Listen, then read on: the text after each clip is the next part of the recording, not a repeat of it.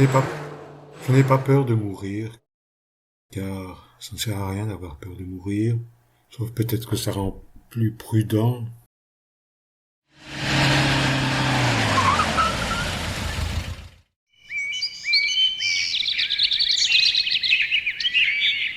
Et puis aucune raison d'avoir peur de mourir maintenant.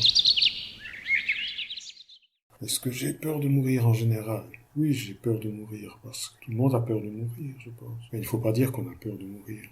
C'est tabou. Et ça ne sert à rien.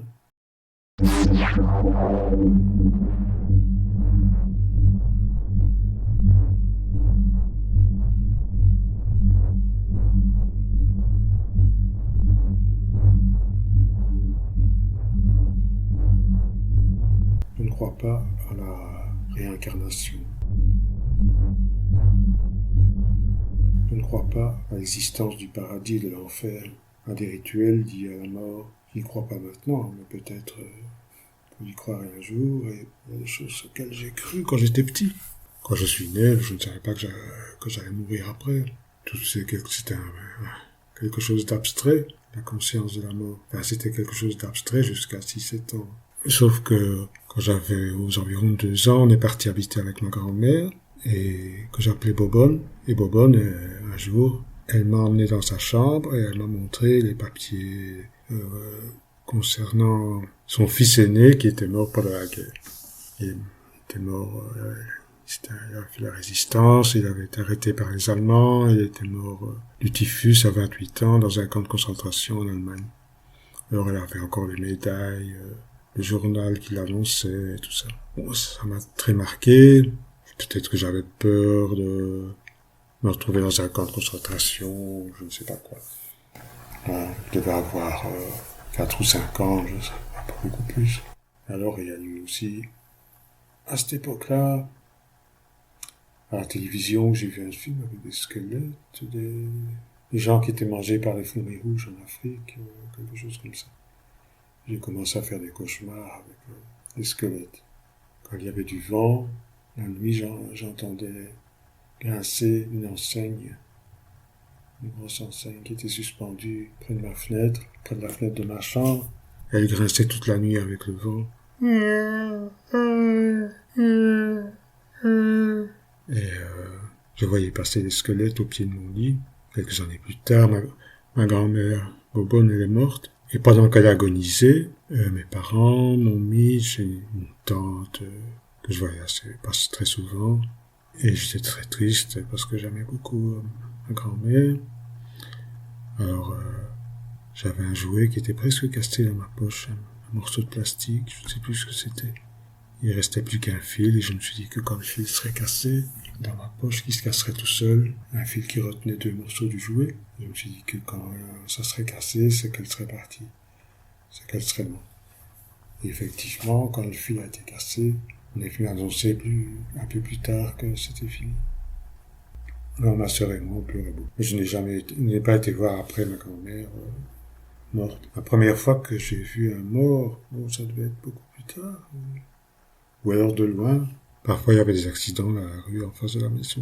Et c'est possible qu'il y ait eu des morts. Je ne sais plus. En général, les adultes essaient de garder les enfants hors de ces histoires-là.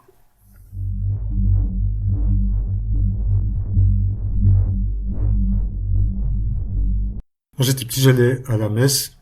Et il y avait des messes donc, qui étaient des rituels liés à la mort. À Toussaint, en fait, toutes les messes étaient liées à la mort.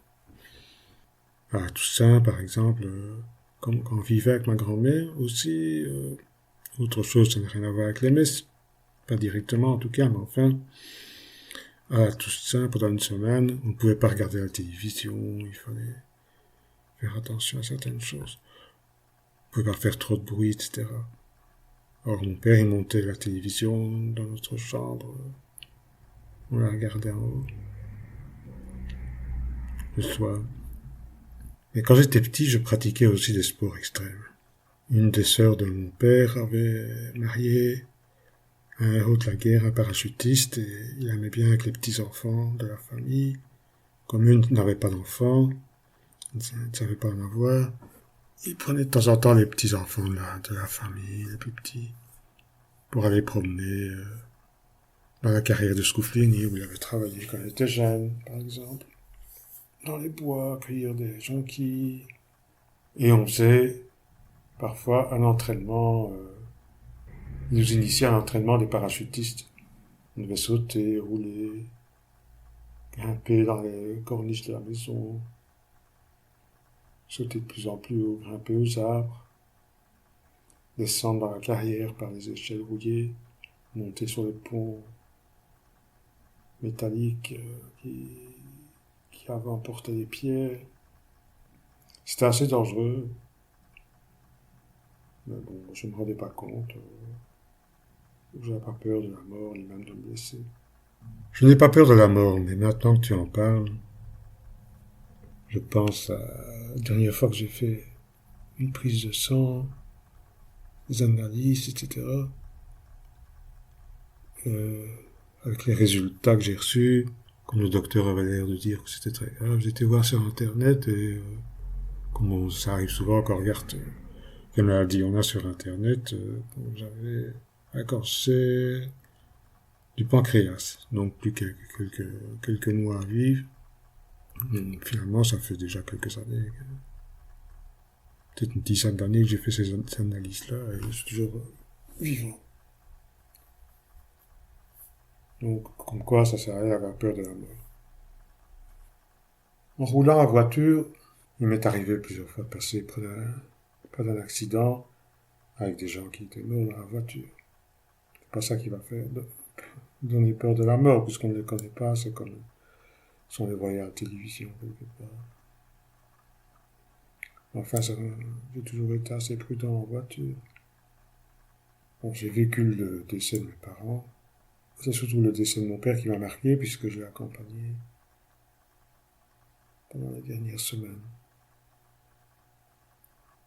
J'étais là quand il est mort. Je n'ai jamais tenté de me suicider.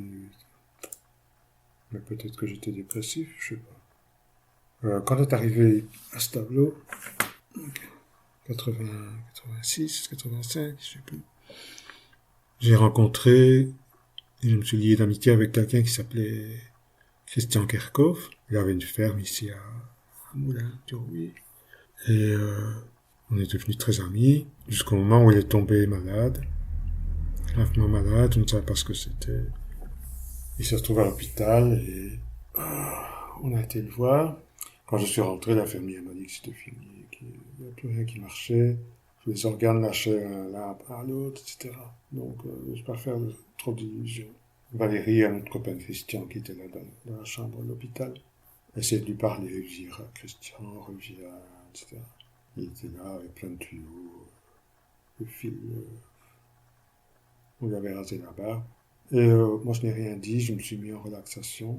Et tout d'un coup, il s'est passé quelque chose. Je n'avais pris aucune drogue, rien. Tout à coup, j'ai ressenti un bien-être extraordinaire. Et comme une vision, j'ai eu comme une vision, quelque chose de visuel qui je voyais. Plein de tous les morts qui s'en allaient quelque part dans un tourbillon. Et en même temps, j'ai entendu Christian qui me disait qu'il fallait le laisser partir, que c'était magnifique, qu'il était au bord du point de départ et qu'il voyait cette énergie-là qui montait, il avait vraiment envie d'être réuni à tout ça. Et après, j'ai continué encore pendant presque une heure à me sentir vraiment bien. Voilà.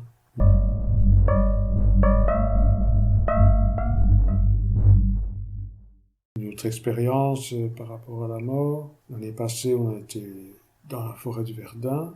C'est une forêt au nord de Verdun, en France, où on n'a jamais qui a été laissée à l'abandon parce qu'il y avait trop d'obus à retirer. Après la guerre 14-18, il y avait des obus partout, des squelettes, alors on n'a plus su cultiver, ni travailler là-dedans. Et cette forêt est à l'abandon. Là. Quand on y est arrivé, qu'on est entré, la première nuit qu'on a campé dedans, il a commencé à avoir du vent, et comme cette forêt est à l'abandon, il y a plein d'arbres morts, et tous les arbres morts se frottent les uns contre les autres, et ça fait des crissements, des bruits comme ça.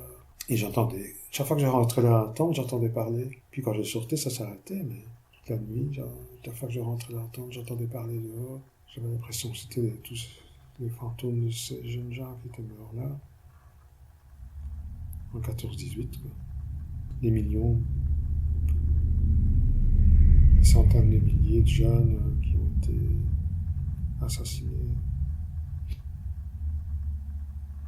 par les camions, etc.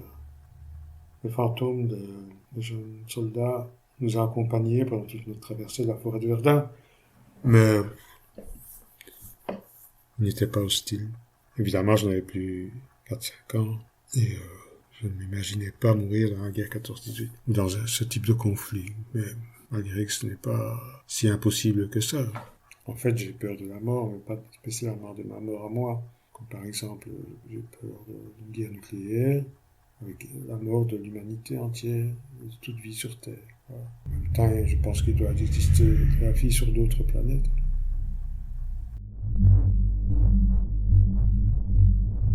Presque certain qu'il existe de la vie sur d'autres planètes.